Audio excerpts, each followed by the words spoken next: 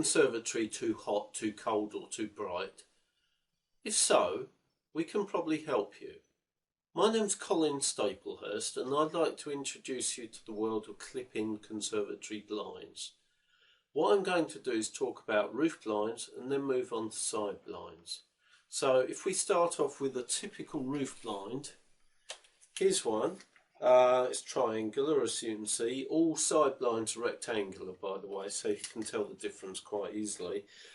This is made up of an extruded aluminium frame, which is very strong. Reinforced cornice, again using bent strips of aluminium, and the pleated blind itself. You can only have pleated blinds in perfect fit clip-in blinds in the roof. We'll talk about side blinds later on where you've got more choice. Now here's a critical bit, the clips. On this blind I've actually shown two clips which I'm supporting the blind by now. They clip into the roof between the white UPVC and the glass itself. If you look up in your roof, your conservatory roof, you will see between the white UPVC and the glass a thin black line. Well, actually that black line is a rubber membrane, and that's where the clips clip into. The clips are very easy to detach. You normally use a screwdriver, but I'm going to actually use my thumb now. And what you've got is an L-shaped clip. Basically, the clip, the plain part of the clip pushes between the UPVC and the glass into that rubber membrane. And once you've done that, you've got these ratchet tongues hanging down and protruding from the window. Okay, so what you then do is you've got a two-part clip on the roof blinds. You've got a plastic retainer here, which is clipped into position on the blind itself. And then once that's clipped into position, it's located, the blind is located on the clips that are now protruding from the roof, and the blind is pushed home. You can hear the ratchet pushing it right until the blind's pushed right up to meet the face of the window or within the buttresses on the Ned Gordian window. Okay, there are two types of clips. One is recess fit, one is face fit. We won't worry about the details of that yet, but basically a blind like this will have 4 clips on it, and you can see once those clips are in position you can virtually hang the weight of a man on that. I mean, they're not going to come out. That's the point I'm making. Okay, now let's move on to other points about the clips. Basically, a typical blind will have between 3 and 7 clips on it, depending on its configuration. So it's not going to go anywhere. But what that does entail is that obviously when you have clip-in blinds installed, that they've got to be measured extremely accurately to get everything in the right position. And that is where the skill comes in. Okay, let's move on to look at other aspects of the blind. As I said, you can only get pleated blinds in roof blinds, in perfect fit clip-in roof blinds that is. And here's a typical pleat. This is plain fabric, quite a popular one. The important thing about this pleated fabric is that it's a coated fabric. And what I mean by that, I'm not sure if you can see on the camera, but basically it's got a reflective silver coating. And that silver coating is what does all the work. It keeps the heat out in summer, the cold in winter, and the blind itself reduces the glare. If you're offered a pleated fabric without that silver coating, it probably won't do what you want it to do. And you're probably wasting your money, so do be aware of that.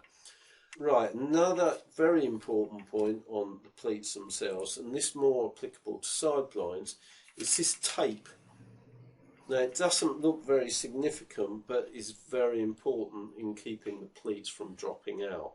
And what I mean by that is that when the pleats are in that position for years on end, gravity can take effect, and generally the pleats at the bottom often remain in the correct angle, but the ones at the top just flatten out. You may well have seen this on cheap side blinds in pleated fabrics, where they haven't got this tape. Now this tape is called equipleat or unipleat, and it depends which manufacturer you get the pleated fabric from that determines whether it's one of those two. Now what that does is ensure that the pleats remain at equidistance to each other for years and years and years. If you're sold a blind, particularly a side blind, in pleated format, without that, forget it. Because in a few years you'll very much regret it, because your blinds will have flattened out and look pretty horrible. Okay, other than that, that's a traditional pleated blinds in there. As I said, there's not much tension on these wires, mainly because the frame is supporting this blind. It also supports the edge of the blind, which is important in itself. The reason it's important is because with traditional blinds that don't clip into a conservatory roof, if you can see the edge of the pleat, that means that air can circulate around the edge of the pleat. What we do with this, because you can't see the edges, we're actually trapping a layer of air next to the glass. So thermally, it's a much better blind than a traditional pleated blind. Okay, what else have we got here? Well, if you've got a high blind, obviously you may not be able to reach that by hand, and that's where the adjustment comes in here. And basically you get an extension pole which just clips on there. Once it's clipped on, it will support its own weight. You can actually let go of it, and then you adjust it wherever you want to and leave it there. The important thing about the adjustment is because as there's hardly any tension on these wires due to it being a clipping blind, there's not a great deal of effort required to adjust them. With traditional blinds, what they're doing, they're putting a lot of tension on these wires to make sure that the blind is held up to the roof. And basically, the more tension they put on the wires, the less sagging you get in the blind. So what you're doing when you get traditional blinds installed, you're putting a lot of tension into your conservatory roof to hold them up. Particularly on long blinds, you need a lot of tension to hold those straight. And of course, they're drilling holes to do that. We don't drill holes, we don't need to. Okay, so you've got a lot of tension on those traditional blinds, and that makes the function of drawing the blinds a lot harder. So do bear that in mind, particularly if you've got elderly relative thinking of buying these and your blinds are say 3 or 4 feet above head level. That'll mean that their job will be a lot harder. Okay, what else is there to say? Well, there's not a lot more to them, but please note the robustness of this frame. Once that's clipped in, that's not going anywhere. Okay, so by the way, this section here is purely to make it fit exactly into the shape of the conservatory roof. Okay, so that's the roof blind. What I'd like to do now is just move on to the side blinds. And what we'll start off with is a pleated blind. We just had a look at them. Here's another pleated blind, probably the same fabric by the look of it. Again, notice the unipleat or equipleat on the back of the blind. That stops the pleats dropping out.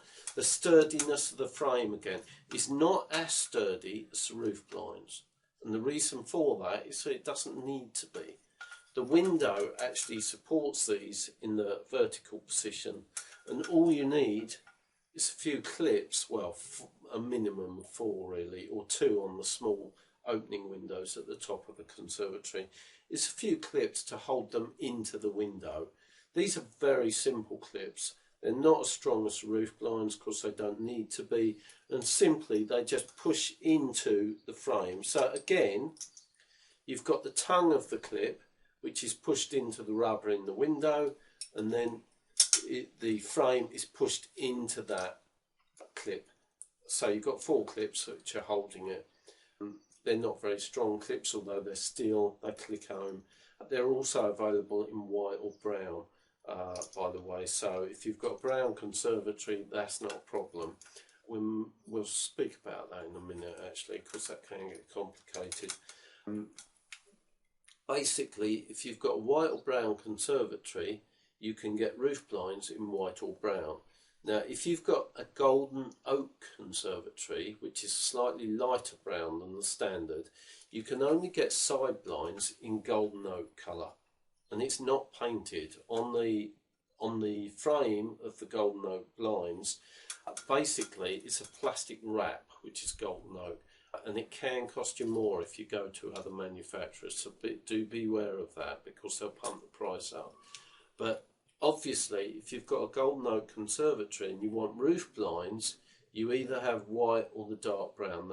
Luvalite, the manufacturer, don't actually make golden oak frames for roof blinds. Do be aware of that. Other than that, straightforward blind, operates by hand, no big deal really. Same fabrics are available in the side or the roof blinds for pleated blinds, and although the side blinds aren't so critical in keeping the heat out, side blinds are really for privacy. They're not significant in keeping the hot and the cold out, anywhere near as significant as roof blinds, so do be aware of that. If you've got a heat problem, it's a roof you want done. If you've got a privacy problem, it's probably the sides you want done. So do be aware of that. So what else can you get in side blinds? Well, because they're all rectangular, you've got more choice. We make more options available to you. Let's have a look at another one. Okay, this is it's Venetian blind. It's quite a big one actually. Again, it's operated by hand for the draw up and down, and for the tilt, you have a tilt rod. Now, let me say, this is the only blind in perfect fit clipping variety that has any hanging control. Now, as you're probably aware, child safety is a big deal now, and with Venetians and children getting entangled within the cords, they've actually taken the cords off the drawer and built tension into the blind so you can just adjust it by hand. Okay, however, it still leaves the hanging control for the tilt, but you can't get entangled in a straightforward rod. Okay, so if you're going for Venetian blind options, which are often the same, no more expensive than the pleated blind options, do beware that you will have a hanging control. Now, obviously, these can be trimmed to the length you want, but do be aware of that. Other than that, they're fairly straightforward. They move with the window, etc., etc.